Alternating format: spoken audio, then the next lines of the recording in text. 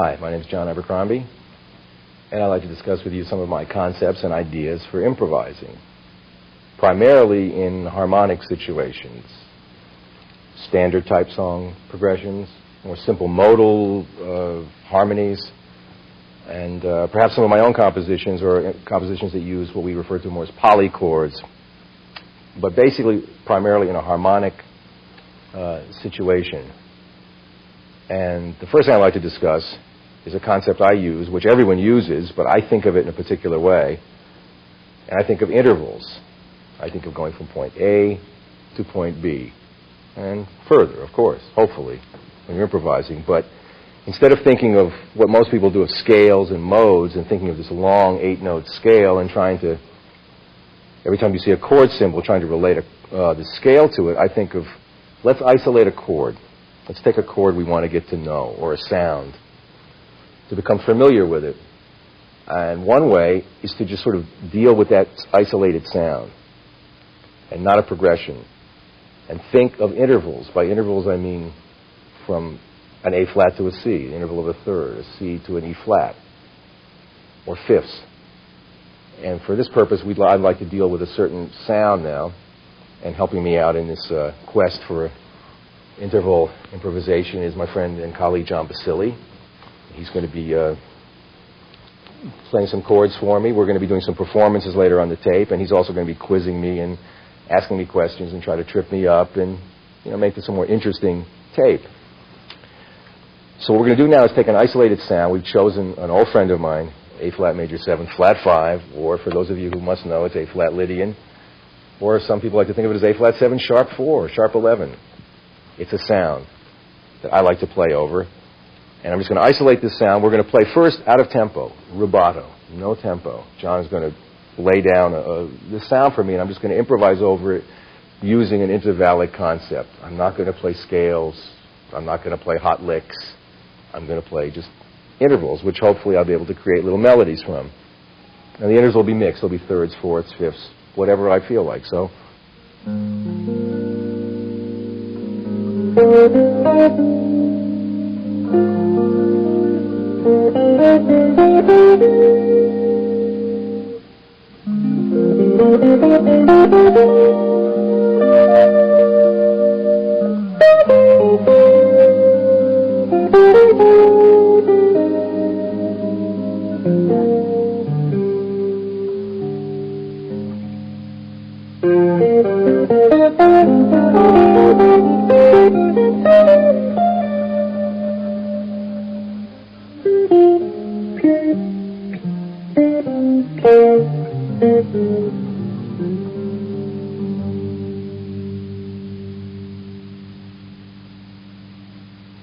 So that was a pretty simple, but pretty purely intervallic. I used mostly thirds, some fourths. Towards the end, I played some sixths, and I ended with an octave, which is an interval. So I tried to keep it very pure. If you look at this concept and take this concept a little bit further, instead of just going from point A to point B, in other words, 2 notes at a time, we can deal with note groupings, which could have as many notes as you want in it, but for our purposes, or my purposes to explain this to you right now, I'm thinking more in terms of 3-note groups, or triads. These triads can be very specific. They can be major, minor, or diminished, or augmented, but also they can be kind of non-chordal. That is, they can be built in fourths and not have a real triadic major-minor sound. They could be more like whatever, vaguer, something that would fit any situation. All purpose. And right now we'd like to play, John's going to play a pattern for me, which is A flat Lydian to G minor, like a bossa thing, you know. And I'm going to play in this triadic concept.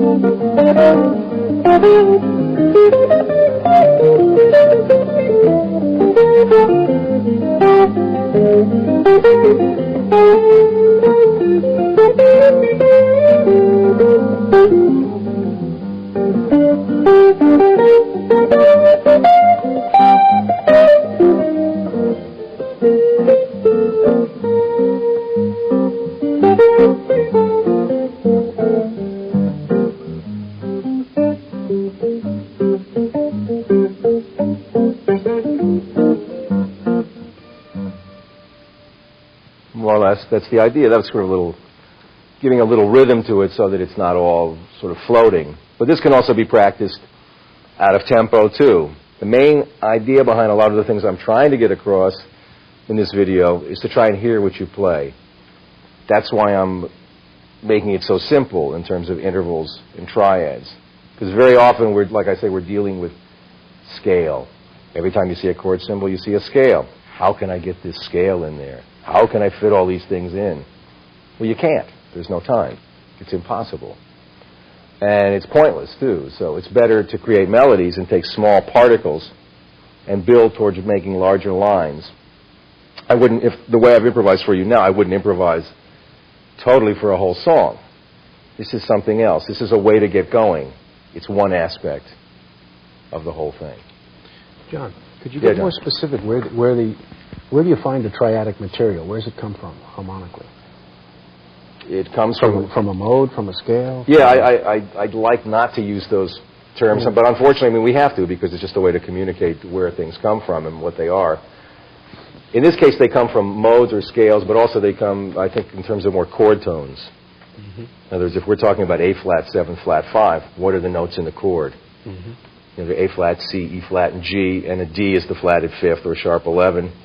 So you take these notes. If you only dealt with those notes, you could break those notes up into triads, and you could find out what you get. You know, you get like, you know, you get G minor, you know, and you get A flat, of course, and you get B flat. These are just dealing with some of the chord tones and the added scale tones.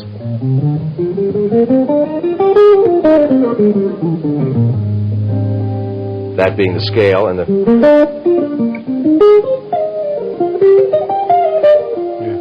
It's obviously just taking bits and pieces and breaking them up. It's another way to look at it as small arpeggios. Mm-hmm. This combined with intervals and scaled passages give you a lot more information that you can create melodies with and improvise so that you're not improvising in a totally scalar fashion. And it allows you to hear more of what you play, I think. You start to hear what the chord tones sound like as opposed to a non-chord tone, or you know what the ninth of a chord sounds like, the flatted 5th. Yeah, it's funny. It seems like almost like you're limiting your playing, but you're actually expanding it by limiting. Yeah, I guess you could, you know? you could say that. It's, I mean, I think a lot of the things I'm going to be talking about and demonstrating in this tape have to do with limitations, because I realize limitations do expand you. Mm-hmm. By limiting yourself, you're kind of encapsulating something, and you're looking at it in a more precise way. It's like putting something under a microscope. Mm-hmm. It's like, here's the chord, here's the sound, here's the scale. But let's take this and, you know, like take a little sample of it, right, and we'll put it on the slide. We'll stick it under the microscope, and we'll look at it and say, oh, there's G minors in there. Oh, there's a nice interval, you know. My God, look, it's like looking at bacteria that make up your, you know, your improvising process. And these little actually, another way, you've all probably heard the phrase, you know, like starting with a little germ of an idea. Well, maybe it's real, you know, maybe they are real, musical germs. Yeah, it makes your playing real conversational, too. You know, it's almost like that call and response type stuff. You know? Yeah. It's nice. Another concept, which is similar to what we've been talking about, or I guess you could look at it as an extension of what we're talking about, intervals, triads. But this is something that I want to deal now with a fuller chord progression. Up until now, we've just been talking about a static chord, or maybe in the case of the little rhythm thing that John played for me, it was A flat to G minor. Now it's going to be an extended chord progression. And I'm going to play it's another limitation. You'll find these all through the tape. This is one where you limit yourself to only playing 2 notes per measure, no matter what the chord progression is. So in this case, I'm going to take a tune that hopefully we all know. I learned it years ago, and it's become a jazz player's standard tune to play. It is a standard tune. It's called Stella by Starlight. And I'm going to improvise in a 2-note fashion, pretty much on the beat. In other words, if you looked at it on music paper, you'd just see half notes. Pure and simple. But because I'm an improviser, I probably won't be able to stick exactly to that format. And also, I don't know if my rhythm is good enough to play exact half notes that you could measure out on a metronome. But that'll be the basic concept. I'll count a tempo. First, I'll play one chorus by myself. And then John is going to join me and comp for me. And then we'll continue on from there. So this is, I don't really have a name for this. I guess you call it the old 2-note approach. And remember, when you're playing 2 notes, one of the ideas behind playing 2 notes is that since, again, you're dealing with this very small intervallic concept, your note choices better be good. You can't fill it up with a lot of extra scale notes. You know, you can't do a lot of hot things. It has to be it's pure and simple melody. So you got to choose good notes. Okay, so I'm going to count a tempo. I'm going to internalize it and feel it, and hopefully you'll feel it too. And then I'm going to improvise in this one chorus by myself and one chorus with John. Okay?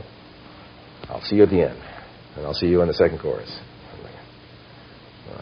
1, 2, 1, 2, 3, 4.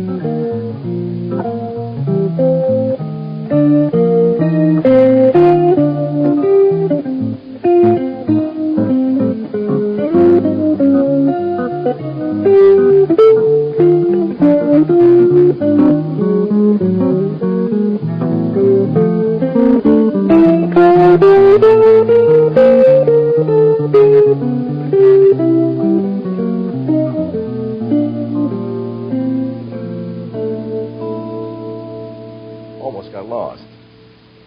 Because what I was doing, which is, I hope was kind of obvious, was instead of playing right on the beat, when John started to play, I started to take more liberties. I started to like, 1, 2, 3, 4, down, ding, down, ding, down. I was anticipating notes, kind of tying them over in my mind. And a lot of what I do is done through intuition and how it feels. So I've never really come up with an exact concept that I could write down on paper and say, if you do this and practice this and you practice this and call me in the morning, and you'll find that you're going to be playing through changes a whole lot better the next day. It's not going to happen like that.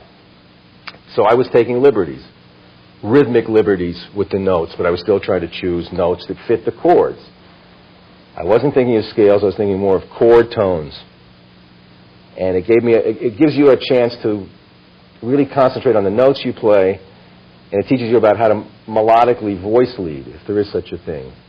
You've always heard about chord voice leading, but this is melodic voice leading. How does the next note move into the next note through a progression? It's different when it's on a more static sound. You have more time and not as many chords to deal with, but when it's a progression, this stuff is moving by pretty fast. That's why I think it's good to limit yourself, because you start to hear the sounds of what you're playing really clearly and strongly. It also helps to strengthen your time. If you're dealing with two notes, you have to be more conscious and aware not only of the notes you're playing, what their function are and what they sound like, but where they fall in the rhythm. Everything becomes more important because there's less of it. So in a way, less is more, but there's less of it. Which it creates more. You have to be more careful in what you're doing. So it puts you more inside the music, more in tune, in a different kind of way. To move on a little bit further in this concept would be what I call the melodic bass line approach. I know that may sound funny, but it's rhythmically, think like a bass player. But since I have 6 strings and I'm able to access all these crazy frets, I can keep the same idea of a bass player walking 4 beats to a bar, like 1, 2, 3, 4, ding, ka-dang, ding. But instead of just the 4 beats being played as a bass player would play them, I will play them melodically. In other words, I will play on upper strings and move around and try to create quarter note melodies. Again, I'm going to choose this song, Stella by Starlight. I will play first by myself a chorus, walking these melodic bass lines, and then John will join me. Maybe we'll play a couple of choruses after he joins me. Because I want to show how this thing kind of grows. Okay, so again, I'll count a tempo. And I got it 1 chorus, and then John joins me. 1, 2, a 1, 2, 3,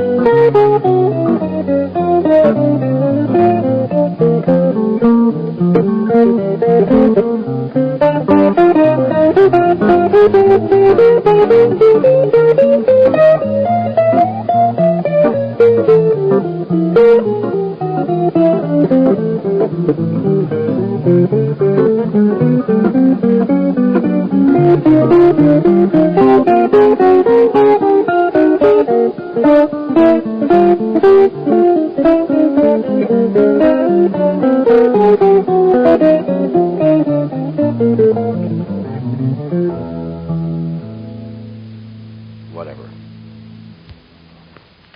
Yeah, I hope that's kind of clear. I mean, this is, again, the pulse is more like a bass player might play, but a bass player might play more in the function of a bass, like,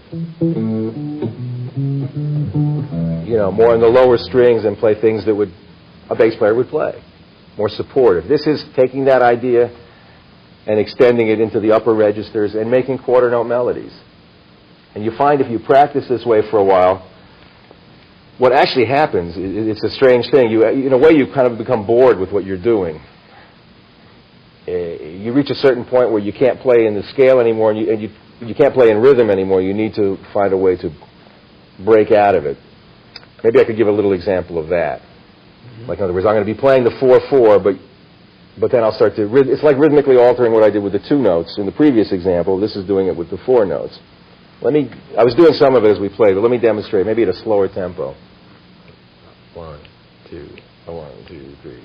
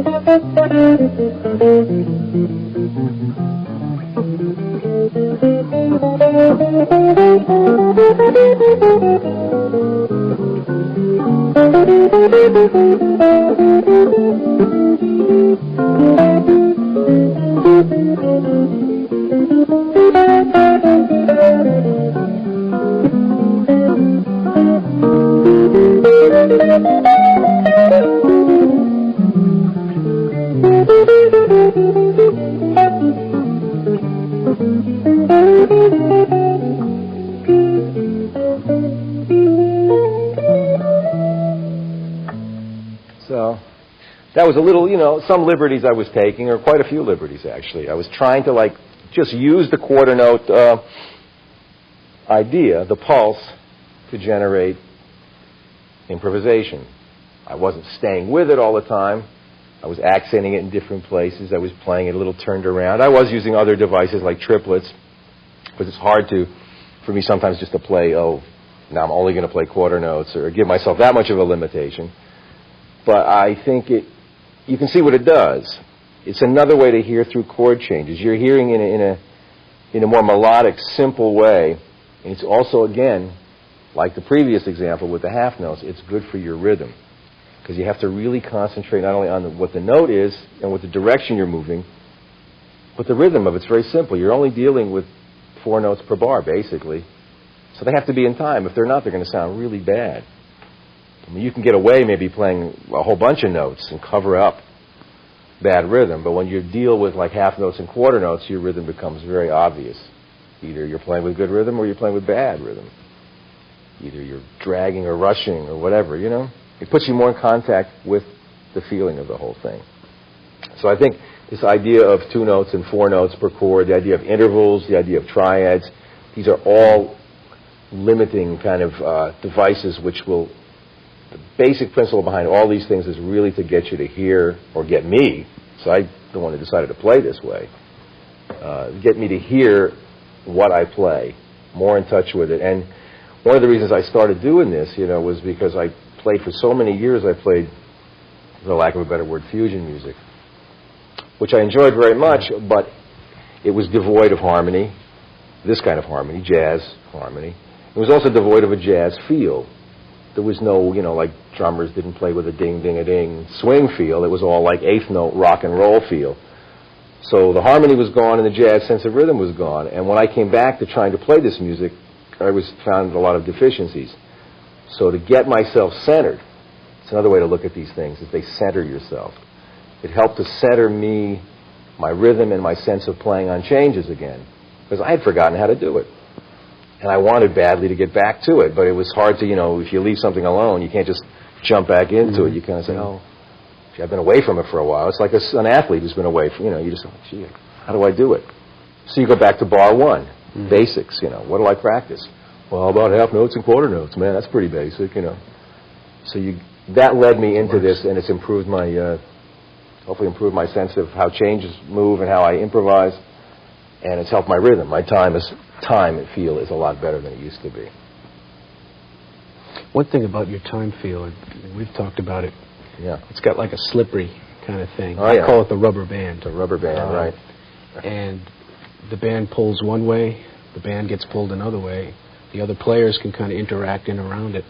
Can you talk about some, other rhythmic ideas that I know you've mentioned playing on one string has been an important part of maybe developing some of this? Yeah, this is playing on one string is a really interesting one. It's, I think actually, I can't take credit for any of these things, obviously, but this one, I remember having discussions with an old friend of mine, Mick Goodrick, who's a wonderful player and teacher, and we were in school together, and he used to talk about playing on one string, and I believe Jim Hall has talked to me about playing on one string. I think he said he used to tape some of the strings so he couldn't play on them. You play a whole tune just on one string. Yeah. So think about it. Maybe we could do that. We could take this. Let's take this tune that we've just been dealing with. Okay. And this is a lot of fun. I may really mess this up. We may have to do this. This may be like take 10 by the time you see it. Because playing on one string is a kind of a tricky thing. But like before we do the tune, I thought of an idea. Why don't we just take a static harmony and do it? I just got something I wanted to demonstrate. Okay. Maybe jumping right into the tune is kind of a little much. Let's take a little harmony, something that might actually start that tune, like we discussed like a B flat over E. Another one of my old friends, B flat over E.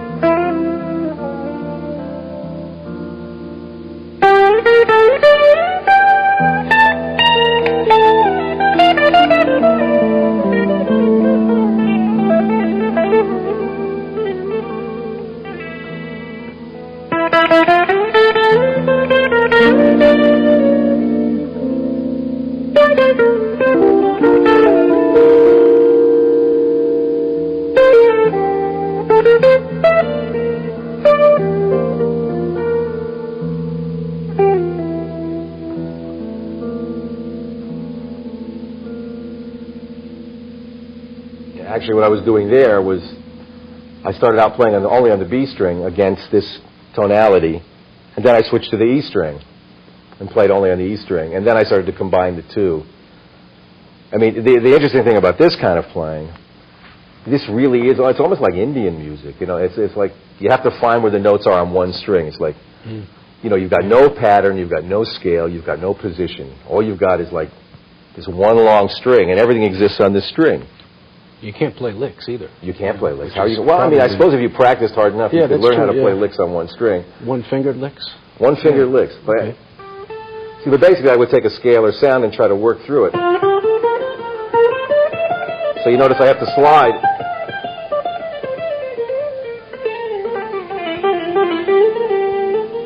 Down to the other string. It instantly kind of gets you into a different frame of mind. Now we're not thinking of bebop anymore.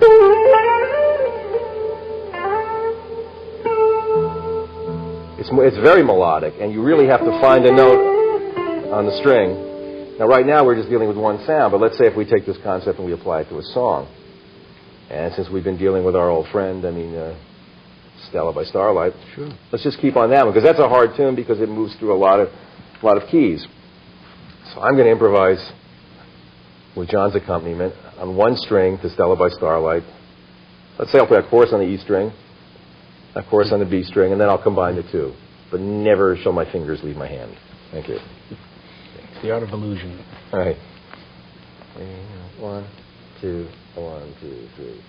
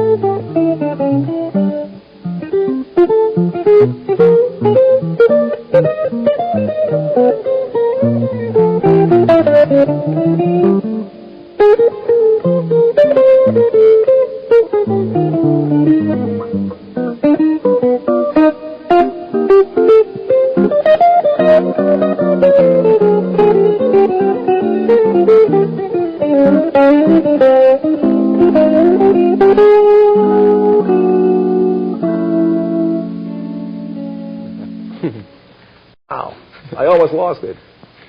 But that's part of what playing about is almost losing it, you know. Hope so. If you fall down, you know, you have to get back up again. You know, you have to survive in the sea of chords or the rhythm feel. Sometimes I find when we're playing like this and you stretch it, I mean, I may lose the rhythm of what I'm playing a little bit and have to get back, or John may lose where he is with me, or I may lose the harmony for a second. But it doesn't matter. And it also brings up the element of trust, you know, like, yeah, I was just going to say it sounded like maybe he was a beat ahead. No, his time feel was a little ahead of mine at one point, and I just adjusted, or he adjusted. Somehow we did it, and it all worked out, and nobody was hurt. I mean, that's the main thing. Nobody gets hurt in these situations. We don't want that. And I did cheat once. I hit the G string.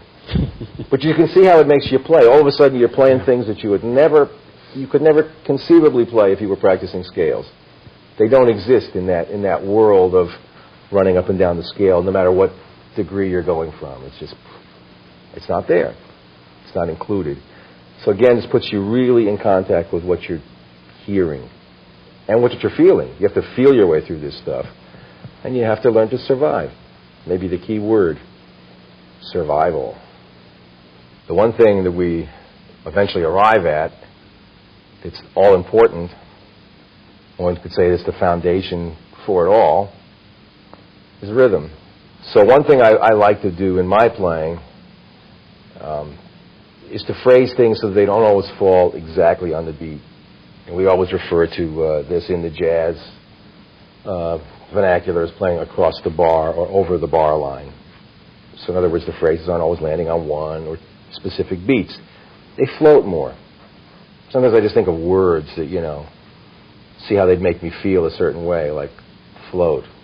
You know, it sounds different than another word. I mean, float it brings to mind an image, you know, floating as opposed to like marching or something, you know. So float, across the bar, lay back, laid back, behind the beat, on top of the beat, straight down the middle. And these are all different terms that people use to describe a rhythmical feel. Maybe they'll say, yeah, boy, he really plays laid back. His phrases are laid back. Man, he's really behind the beat. If he got any more behind the beat, he'd be falling down. Or, you know, God, he really plays on top. He plays on top of the beat. So there's all these references are to the beat. So I think a thing to do, what we'd like to do now, is play a blues. And I'm going to try to demonstrate in a very natural way, hopefully, just things I play.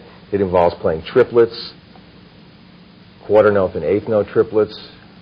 It involves laying back behind the beat. It involves playing down the middle. It involves using different kinds of phrasing as opposed to playing like even eighth notes, like da da da da da da da da. It is involved in playing like da da dee do da do da da, like a dotted eighth and 16th type of a feel. And it's the mixture of all these different feelings that can create a lot of swing and a lot of tension and release in music. So maybe we'll just play a couple of courses on a blues. I'll try to demonstrate kind of playing behind the beat and playing across the bar. Let's try those two. Okay. Just maybe a chorus or something. But it's got to be slow enough to get this feel in. If the tempo's too fast, a lot of these things don't quite work. Then they become hurried and rushed. So this is like a 1, 2, 1, 2, 3.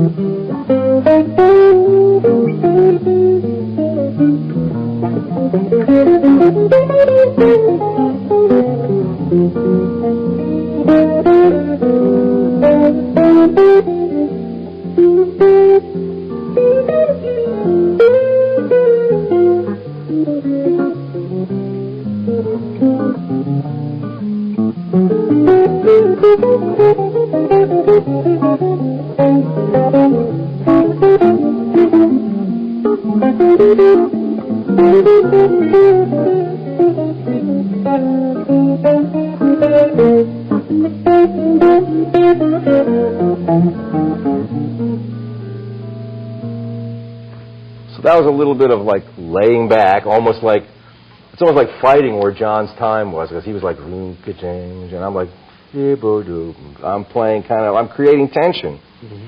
I'm doing what he calls the rubber band. I mean, I'm like pulling the time way back. But I don't want it to stop, but it feels good, because when I pull it back, I can make it catch up.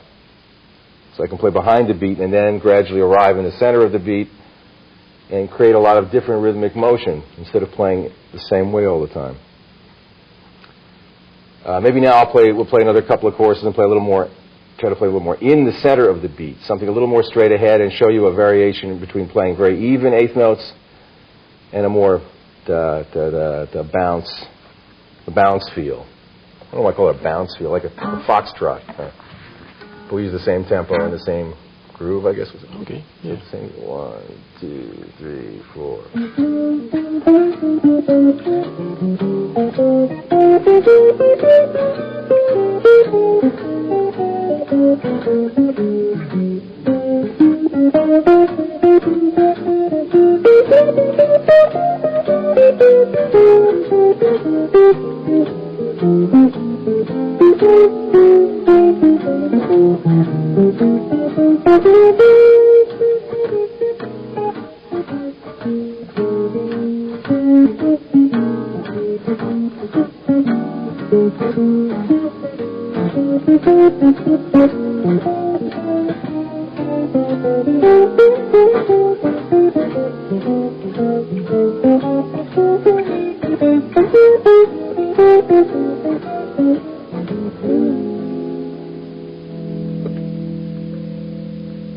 So you're trying to play a little more directly down the center that time.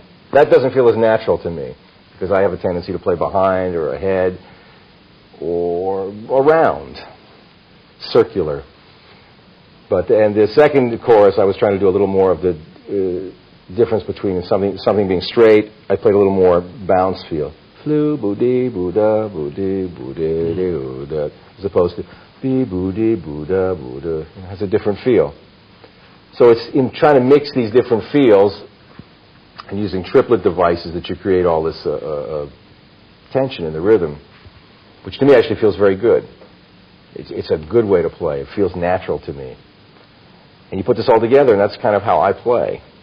Another topic I'd like to discuss, which is not unrelated to what we've been doing on this tape in general, but this deals more with individual phrases as opposed to intervals or the walking bass line approach or playing on one string. This is like, let's sit down and make up a phrase. And I like to work with this in two different ways. The first way is very similar to the way I've been working before, that is with a static harmony. I like to see what I can do with one small idea and try to milk it for all it's worth, to get the most out of it. In this case, we're going to deal with a harmony. John and I have both decided on another old familiar friend for those of you into modes, it's A Phrygian, or B flat triad / A. It's another way to look at it. I believe that would be correct. And I'm going to make a phrase, or come up with a phrase that really is kind of out of tempo, and then gradually find a tempo for it, or a rhythmic feeling for it. So first it's just going to be a series of notes that I decide to put together. So John will play the chord for me. I'll come up with the phrase. This is all being improvised. And then I'll find a rhythmic shape for it. And then I'll take that to its next logical place, which is transposing this phrase and making it work in different parts of the scale, or different parts of the sound. We'll come back to that. You'll see what I mean.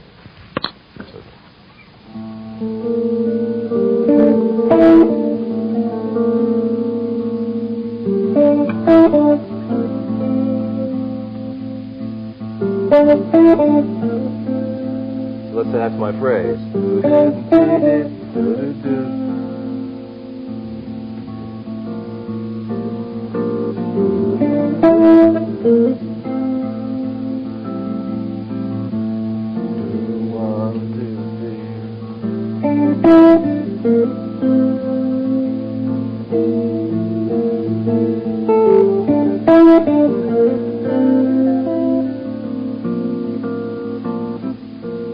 That's the basic phrase.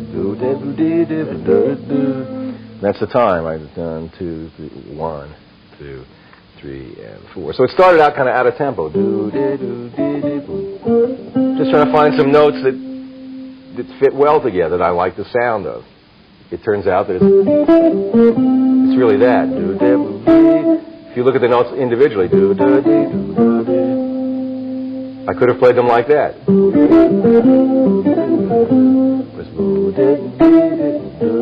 We decided to give it a little eighth note feel, so it wasn't a jazz swing feel, but more of an eighth note, what we refer to as eighth note feel. And now what I'll do is take that same feel, that same phrase, and I'll be transposing it within the same sound. In other words, I'm not going to leave the key. When I say transpose, I'm not talking about moving to another key center. I'm going to stay in A Phrygian, but I'm going to move it around and start on different notes of the key or of the chord. But keep that same phrase in mind. It'll be real obvious when I do it, I hope. Anyway, maestro, if you will. We count the tempo. 1, 2, 1,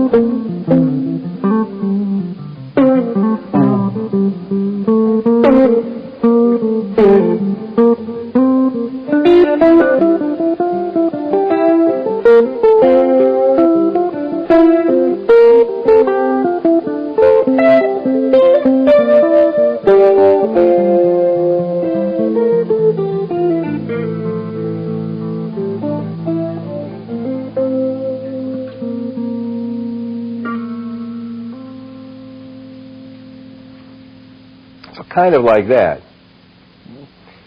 And obviously, as we played, we're getting into playing, and you probably noticed that most of the times when I give examples, I shut my eyes. This isn't because I'm afraid, although I might be. Why is it? Good question. Or why do you close your eyes? I think so. I close my eyes so I can get more in touch with what I'm playing. It helps me to get more in touch with the actual sound of the music and not be so concerned with what's around me. Other times I find keeping my eyes open can be interesting. It can be interesting to try to maintain, watch someone in an audience and be playing at the same time. That's true. Yeah. It can be interesting. Sometimes it can be a total drag, especially when you're playing, and there's a couple is falling asleep, at the table, That's not too nice. But anyway, for the most part, it's so I can get in touch with what I play. And it helps me to know where the notes are. In other words, if my eyes are closed, I can't watch what I play. I have to hear what I play. So if I'm in the key of A Phrygian,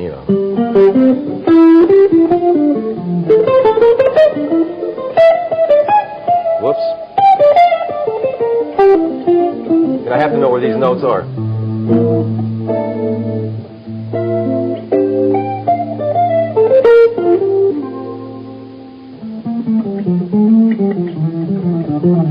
One string again.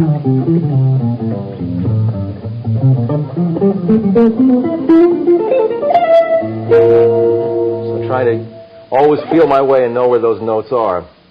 This is how it relates back to the other things we were talking about, the single string playing, the intervals.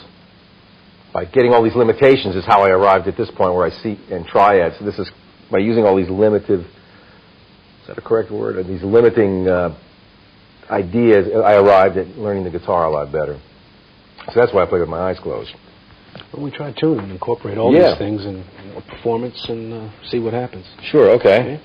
Let's see if we can first use this tune, which is a standard chord progression, and see what we can come up with in terms of a motivic way. Because this whole idea of motif sounds like somebody's name to me.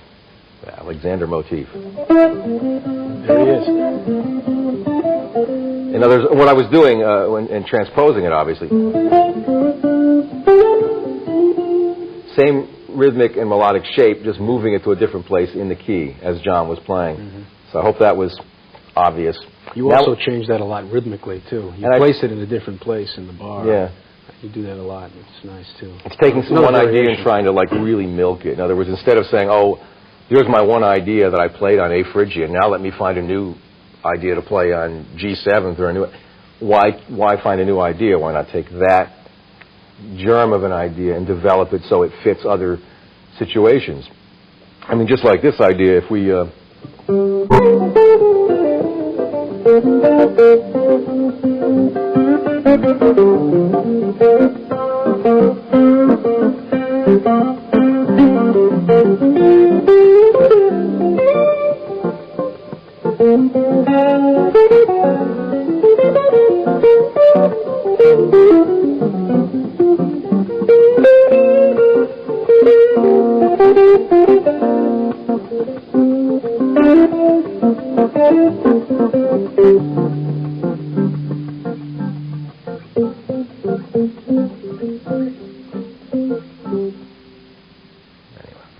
Interesting. Now, I don't know if that was exactly what I wanted to do, but try to show how you could use that same phrase and use it as a sort of a springboard for your improvisation, so you could play around that phrase if you were playing on a static harmony, so that you wouldn't always play in the key. You could move chromatically away from the key, but coming back to the key always gives it that flavor. If you just stayed out of the key all of the time, there would be no sense of coming back. There would be no sense of being out of the key because you'd be out all the time. So you need that relationship, the tension, the harmonic tension, maybe. But now let's take this idea of motivic development, because when you apply it to a chord progression, it takes on another whole a meaning. Now we're going to take a standard chord progression, and I'm going to try to use some kind of a motif that's going to lead me through all of the chords. I won't play them literally on each chord, but you'll hear the motif. I already know what it's going to be. So we'll do that tune. 1, 2, 1, 2, 3, 4.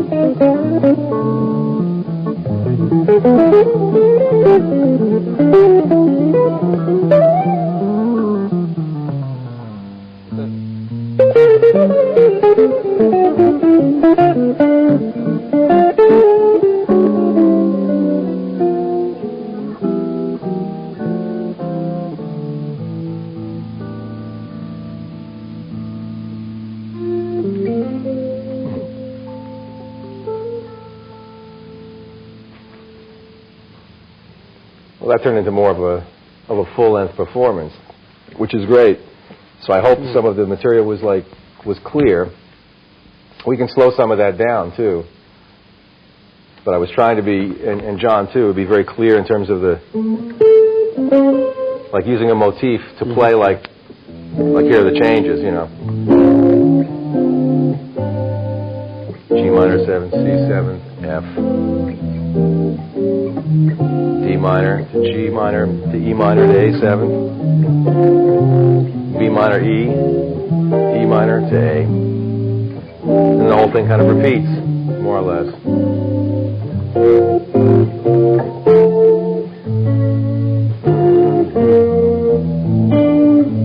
And a little turnaround.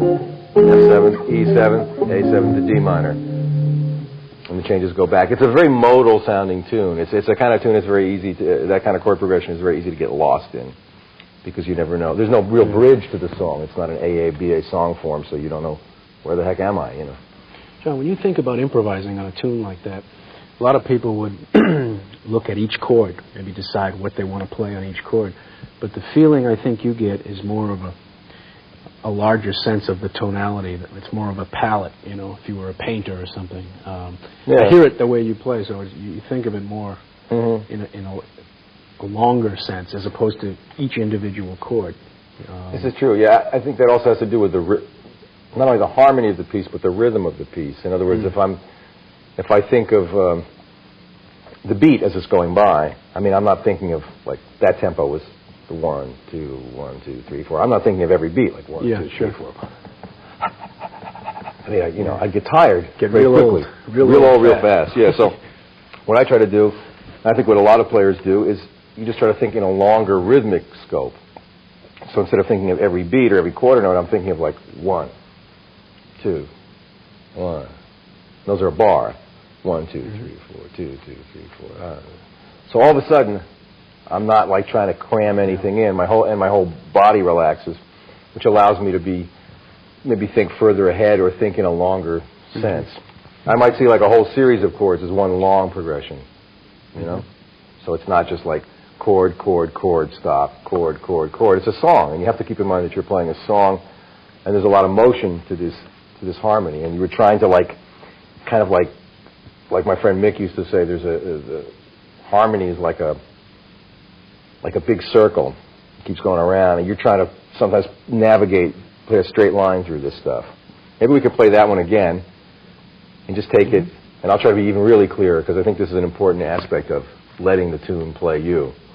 I hear when you're improvising on it, I hear what changes. In other words, what stays the same throughout that whole tune? There's really only 2 or 3 notes that kind of change on certain chords, and sometimes you emphasize those, and it gets real clear. Well, I think that's trying to emphasize certain peak points of a chord progression. That is the 3rd of a chord, the 7th of a chord. Yeah. This comes from thinking of intervals again too, and starting from intervals and triads, because you begin to hear the relationship between where you are and where you're going to. Instead of thinking of a scale, you're thinking of voice leading and melody. So maybe I'll play one more time, just a couple of choruses, real simple, because I got a little carried away the last time. I want to make this one real clear. Okay. But I like to get carried away.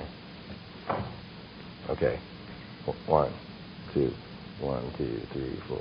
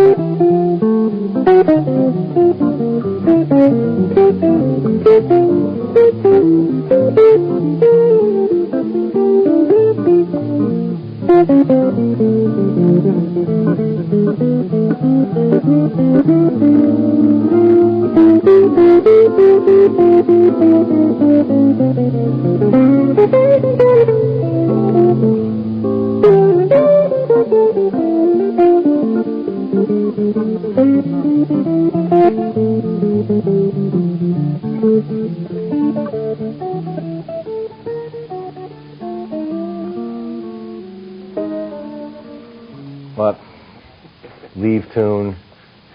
Talk about going to, you go to another bar then, at that point. So that's trying to use more motivic development. And sometimes you can use one phrase almost to guide you through a whole song. That's what I was doing. Just like one whole phrase or one melody idea. If you go back and listen to part of that, what I just played, I was really following one idea through the entire cycle of chords. Very much like one string playing. Hearing what you play. It's not about licks. And they have their place too, believe me. I've learned some. And you need to have that in your vocabulary too. You need to have some other things that you can call upon. That's because that's what we're really talking about, is a whole language here of how to play, how to improvise. It's a language. You know, and when you don't learn a language, you don't learn... you don't walk in and go to a French lesson and come out learning French the next day or trying to speak entire conversations. You learn a phrase, you learn a word, you know. You know, where is the restaurant, you know. I need a doctor, you know, where's my intervals? Yeah, well, those are my intervals. I need my intervals. I need my triads. Well, I put those together. You know, I'm building a sentence and I'm starting to speak. Because when we're playing, we're really speaking. And the hard part to talk about all this is obviously would be the expression behind it. Because I go a lot from intuition, and I know John plays very much the same way. And I think a lot of the really good players and players that I followed and admired played that way. They played from their intuition. So that's why you'll hear notes that you'll go like, what the heck was that note? What was that? You know, you get out your pencil and paper, you go, why, that's not in the scale, that's not in the chord, how dare you, that's wrong. Excuse me, Mr. So-and-so, did you know that Sonny Rollins played a B-flat in the last... It's not important. What's important is the expression of it and how they arrived there. So you'll hear really good players playing notes that would be technically considered wrong, but I could tell you that there are technically no wrong notes to play. You can play any note you want against any chord. This will really mess up people. But I remember years ago I asked a friend of mine who's a wonderful piano player, I said, or he was telling me, we're talking about chords and their available chord scales.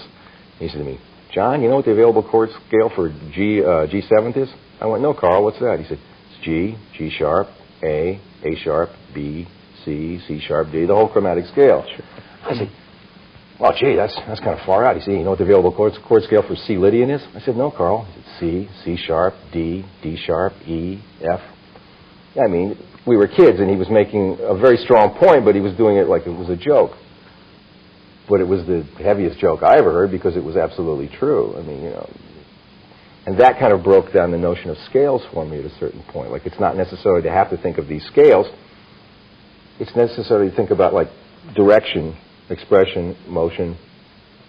And one of my teachers said to me years ago, who was a very conservative player, he said, or not very conservative, but he said to me something I didn't expect one time. He said, if you hear a melodic idea in your head, and even if it's outside of the chord, if you hear it strong enough and play it with conviction, it will work. And if somebody asks you why you played that, you'll say, because I heard it, and I felt it. How about dynamics? Do you think about that a lot? I'm playing as loud as I can, John. It's a real natural part of your playing. I hear certain things kind of whispered. Yeah, I'm glad you brought that up, because that's... It's like we speak, you know. Sometimes I may speak very soft. Sometimes I get animated. Excuse me? Speak very excitedly, you know. Yeah. How do you feel about that? What? I use dynamics are the big part of it. I mean, if I was improvising on a tune and everything I played was like, you know... I'll get a better sound.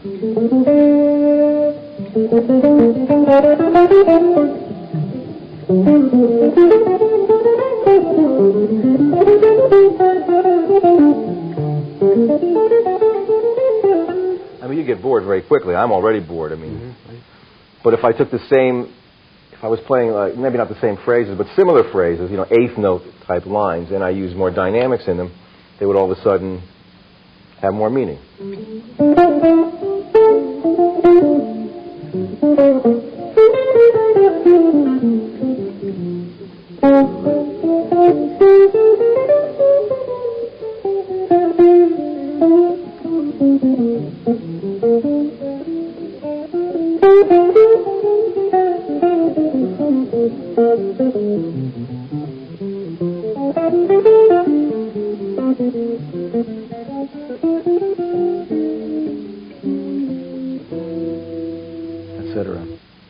dynamics are an extremely important part about it. I mean, a part of it all. And that comes under the heading of like phrasing, you know. And I think when we're talking about working on individual phrases or motifs, that's what you get into. You eventually arrive at making musical phrases.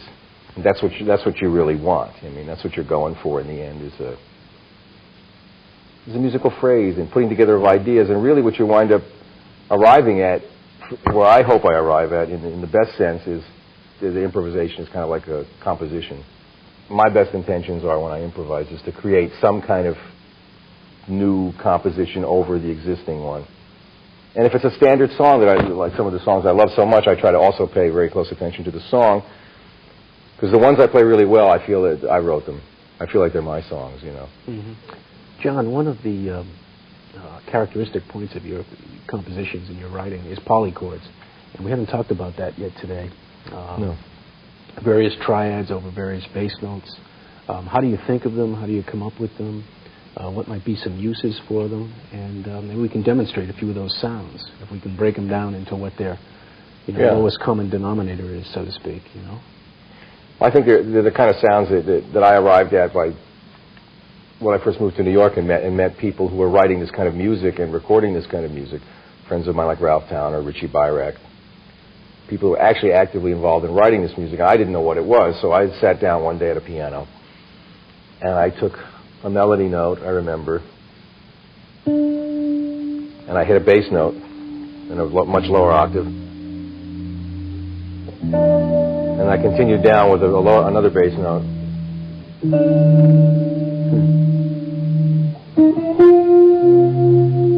So I was really just playing bass notes and melodies. I repeated it again, and then I started to say, well, here I have a melody note and a bass note. What if I fill in the middle? What's that going to sound like? I mean, I could fill it in a lot of ways. Mm-hmm. But I decided on this triad, which was a G triad with F in the bass. Keeping the melody note basically the same and moving to a B-flat triad with E in the bass. So the bass is moving down, the melody is basically staying the same. And then to an E-flat in the bass. A little chromatic melody that moved up, and I filled in this melody note and bass note with a chord, which turned out to be a D-flat over C. So I had this kind of...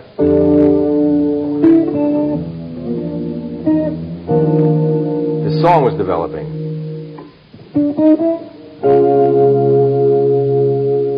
So I had that much of it. At the same time, I had come up with this little funny, I don't know what you call it, like it's like a motif, but like a little vignette, this little thing I came up with, which is based in thirds. This was all done on the piano, not on the guitar. It almost sounds like a little kid's, like... Children's melody. Children's melody, yeah, exactly. And I knew this was in A minor, with the flatted sixth, or raised fifth. In this case, it would be a raised fifth. Right. So I basically had this melody.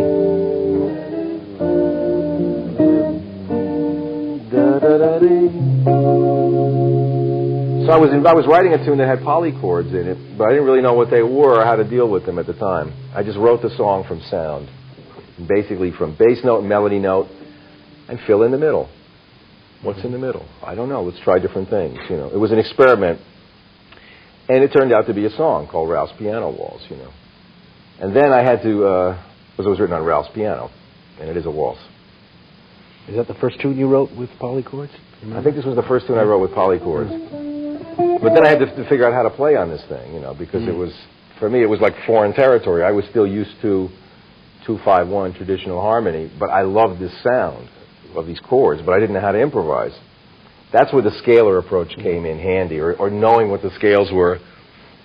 I know I haven't mentioned much about modes or scales in this tape, and I've been purposely trying to avoid using the word mode because it's used so much. I mean, I wanted to talk more about how to make music from all this stuff. So that's what I did. I broke this particular song down into the modes that would fit it, and I applied some of my own principles to it as I practiced intervals and triads from it. And eventually, I learned how to play this thing. It took me a long time, though. Mm-hmm.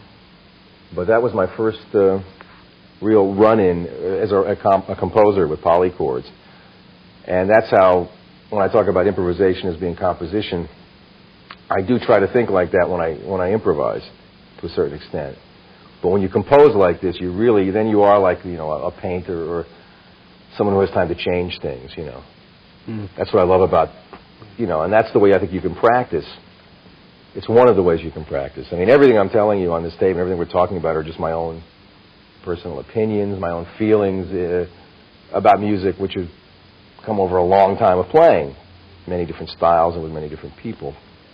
So there's lots of different ways to go about it, but I do believe that part of your practicing should be writing, or dealing in the area of composition, whether it's just improvised or whether it's something you're going to actually commit to paper and put your name on it and say, I wrote it. It's a real helpful, extremely helpful tool, because that's really, again, it's helping you hear. Everything about that I'm talking about seems to come back to the same place. When I analyze it in my own brain, I say, oh, we're talking about hearing what you play, composing, writing. It has to do with hearing. It doesn't have to do with licks and scales as much as it has to do with taking what those tools can offer you and making music out of them. That's what we're trying to do anyway, and all the good players do it. Sure. Yeah, theoretically, you could put any bass note over any triad. I think absolutely. In Mick's book, there's an exhaustive display of what's possible. I'm sure with Mick there's an amazingly comprehensive study, because he was such a whiz at that stuff. Sure. But I think this is just this is another way of playing, and it's not removed from the standard 2-5-1 progressions, but it's just a different way of looking at things. In other words, you could analyze some of these chords in terms of, like, if you were a bebopper and you didn't know what G over F, the first chord in my song is G triad / F. If you didn't know what that meant, you could look at that as a G7 with an F in the bass. Oh, sorry. That old kind of resolution thing they have with the 7th in the bass going to the 3rd of a major chord. So if you were a classical composer, you'd understand that. Well, it's important to look at these chords in more than one way. Yeah, exactly.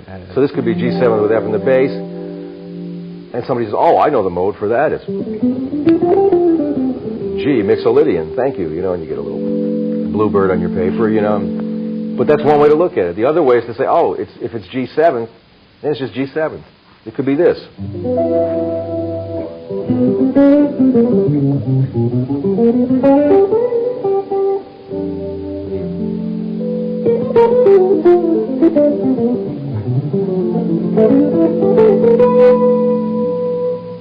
I mean, that's approaching it more from a traditional point of view. That's saying, oh, this is not a triad over bass line. This is just G7. I'll just play some blues on it. You could do it that way. That's totally legit. That's just another way to look at it. And that's what I like about playing this kind of music, is you can look at things from different ways, and you can bring in different influences. There's no one way to do this music. So I guess that's what I was telling you in the beginning of this little rap or whatever it was. There's no one way to do this. But I think a good part of your practicing, or a certain part each day or during the week, could be improvisation equals composition. Just if you thought about it like that, you might write a tune. You might write 4 bars.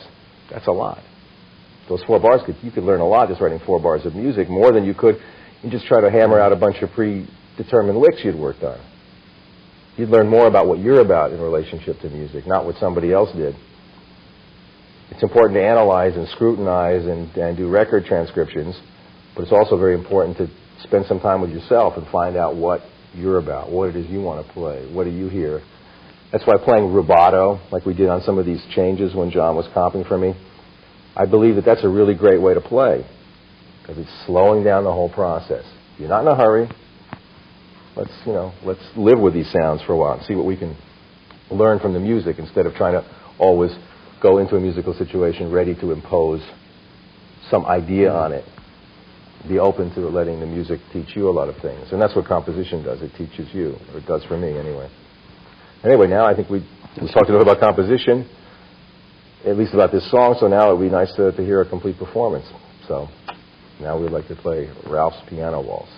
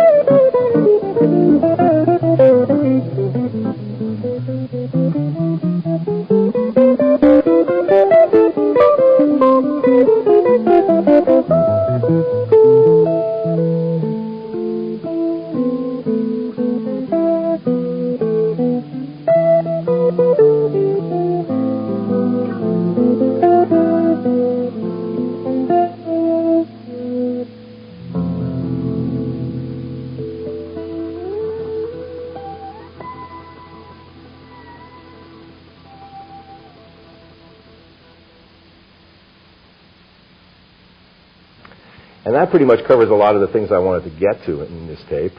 Great. Talked about intervals, talked about breaking up sounds and harmonies, scales, whatever you wish to call it, into smaller groups like triads, note groups, talking about playing 2 notes per measure, concentrating on playing good notes, good rhythm, 4 beats to the bar, melodic bass line approach, again, good notes, good rhythm, are important. Playing on one string, developing a melodic sense, avoid playing licks, playing what you hear, motivic development, as opposed to scalar playing. Again, it's taking an idea or a theme and turning it inside out, using it over different changes in a song. And improvisation equals composition. And finally, the rhythmic aspect I've been talking about here. And it's a lot of material, and it would be, you could probably spend like 10 videos or more on each individual subject, because it's all incredibly important stuff. And this combined with probably transcriptions, which I think are absolutely important but should be watched. You can't, if you overdo it, it gets very, very, what's the right word, predictable. I think a little bit of transcription goes a long way, whereas this kind of improvising can really carry you on and nourish you and feeds you in a way that you can just go on for a long time, learning all the time. It leaves a lot of room for development. So I'd like to leave you with that, and John and I are now going to play a blues, and just, I won't think about incorporating anything, because usually I don't. All I ever do is play. And that's what I'll do. Thanks very much. This is a blues in B-flat. 1, 2, 1, 2, 3, 4.